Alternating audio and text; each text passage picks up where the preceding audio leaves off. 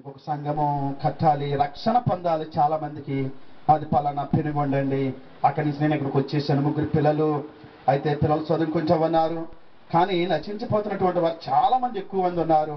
వారి కొరకు నేను రక్షణలోకి నడిపించాలి అని చెప్పి అన్నప్పుడు, అంటేనండి అంటేనండి అంటేనండి రేవాతులు ఉండుంటారండి, రక్షణ పొందుంటారండి, మా ఇంటి దగ్గర కూడా రక్షణ పొందేవారు చాలా మంది ఉన్నారండి, అంతేనండి అంతేనండి అనేరండి. అంతేనండి అంతేనని అన్నవాడు కొద్ది రోజులు ఆయన ఎవరు నేనెవరో కూడా తెలియలేదు. వెళ్ళిపోయాం, ఇంటికి వెళ్ళిపోయాం, వచ్చేసాం.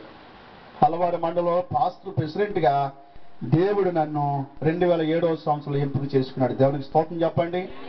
అప్పటికి ఆశ్చర్యం అయిపోయింది నాకు. నేను 2006వ సంవత్సరంలో ఢిల్లీలో ఆర్డినేషన్ పొందాను, రెవరెండ్ అని సర్టిఫికెట్ అక్కడ నేను పొందుకున్నానండి. అక్కడ ఒక 50 మంది మిషనరీస్ వారు, బిషప్లు అన్నమాట, నన్ను ప్రత్యేకించి అభిషేకించి ప్రార్థన తెలియనటువంటి రీతిలో ఒక వెలుగు వచ్చి నన్ను తాకిందండి. చాలా ఎప్పుడైతే ఆ వెలుగు వచ్చి తాకిందో, ఫోటోలు ఉంటాయండి, ఆ ఫోటో మొత్తం అంతా కూడా వెలుగుతో నింపబడ్డాది. నేను ఎలా ఉన్నానంటే పంచికట్టు కట్టుకుని, లాంచ్ చేసుకుని, ఇప్పుడు రాజశేఖర రెడ్డి కొండ వేసుకుంటారు చూడండి, అలాంటి కొండవ వేసుకుని, అంటే ఎందుకు ఎలా ఉన్నానంటే, నార్త్ ఇండియాలో ఉన్నటువంటి వారు, east India, central India, south ఇండియాలో ఉన్నటువంటి మేము, ఆంధ్రాలో ఉన్నటువంటి మేము, సౌత్ ఇండియా నాగరికత అంటే రైతు బిడ్డలాగా పంచి ఒక లాంచి ఈ కొండవ వేసుకుని, ఈ తలపలు చుట్టుకుని ఒక పాట పాడాలి, ఆరాధన పాట. మాది అయిపోయిన తర్వాత నార్త్ ఇండియాలో అలాగనమాట. ఆ నాగరికత ఏ ఒక్క స్టేట్ లో ఉన్నటువంటి నాగరికత ఎలాగుందో అది అక్కడ ఢిల్లీలో వినిపించాలి. అందుకని చెప్పి నన్ను అక్కడికి తీసుకుని వెళ్ళాలి. దేవునికి స్తోత్రం చెప్పండి. ఎంత భాగ్యం దొరికిందో చూడండి. అక్కడ ఆర్డినేషన్ పొందిన, అక్కడ రెవరెండ్ సర్టిఫికెట్ అక్కడ ఇచ్చారు. అక్కడి నుంచి వచ్చిన తర్వాత అలవారు మండలం యూసీఐ ప్రెసిడెంట్ గా ఎంపిక చేసుకున్నారు. చాలా సంతోషించాను. ఆ సమయంలో ఎప్పటికప్పుడు ఈయన చిన్న పాస్టర్గా లేత మొక్క వల్ల ఎదుగుతూ ఉన్నాడు. దేవునికి స్తోత్రం చెప్పండి.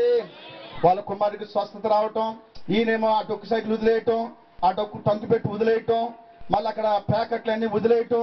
ఇక దేవుని సువార్తని ఎవరా అని చెప్పి తెలుసుకున్న సమయంలో, ఇదిగో యూసీఎఫ్ ప్రెసిడెంట్ గారు ఉన్నారు, యోహాన్ గారు అని చెప్పి నా దగ్గరికి వచ్చారు. అయ్యగారు అని చెప్పేసి వచ్చి ఎంతో, అప్పుడు ఎలాగున్నాడో వినయము, ఇప్పుడు అదే విధముగా ఉన్నాడు. ఏమాత్రం మార్పు లేదండి.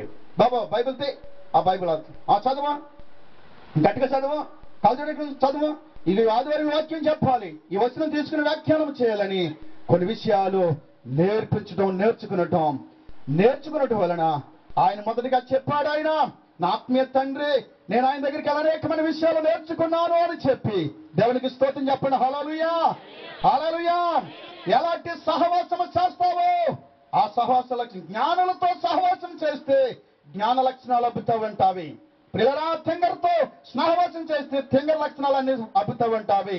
ప్రియమైనటువంటి వాళ్ళరా, జ్ఞానంతో సహవాసము చేస్తే దేవుడు నేను ఆశీర్వదించేవాడిగా ఉన్నాడు. అందుచేత ఈ రాత్రికాల సమయంలో ప్రియమైనటువంటి వాళ్ళరా, ఈ మాటలు ఎందుకు చెప్తానంటే, ప్రార్థనలో గొప్ప శక్తి ఉంది. దేవుడు ఎంత గొప్ప శక్తిమంతుడు.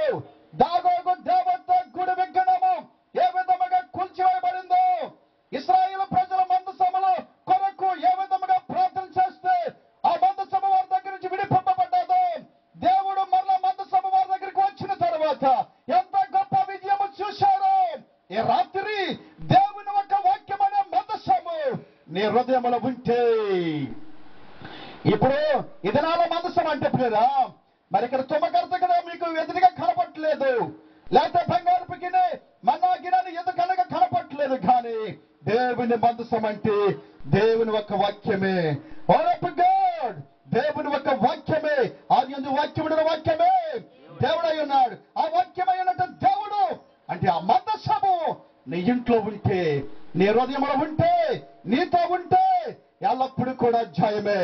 ఏ సమయమైనా, ఏ పరిస్థితిలో ఉన్నా, ఏ స్థితిలో ఉన్నా దేవుడిని విడిచిపెట్టేవాడు మాత్రమా కాదు. అలాంటి పరిస్థితిలో ఉన్నటువంటి మీ పాస్టర్ ఏ స్థితిలో ఉన్నాడు చూశారా?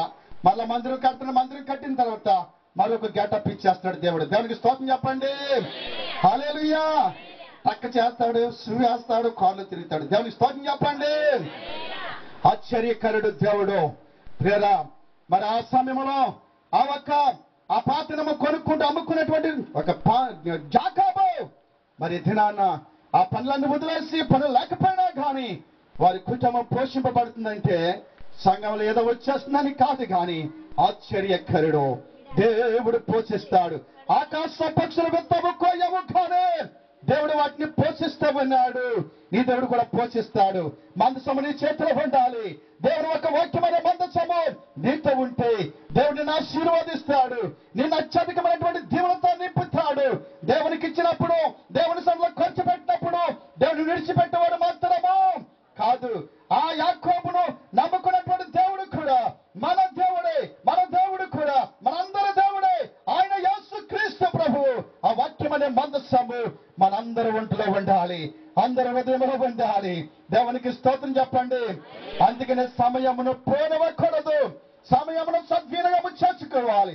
ఎక్కువ సమయము దేవుని ఒక వాక్యానికి ఇవ్వాలి. వాక్యము పౌలు గారు ఏమని చెప్తున్నాడు? దినములో చెడ్డవి కనుక. ఎక్కడ ఉందమ్మా వాక్యము? 5:15 ఒకసారి చూడండి. ఎఫెసీయులకు రాసినటువంటి పత్రిక 5:15 చూడండి. దినములు చెడ్డవి కనుక సమయమును పోనీయక సద్వినియోగము చేసుకొనుచు అజ్ఞానుల వలె కాక జ్ఞానుల వలె నడుచుకోవాలి. ఏ సమయమందైనా, ఏ స్థలమందైనా, ఏ స్థితిలో నేనున్నా స్తుతి పాడేదం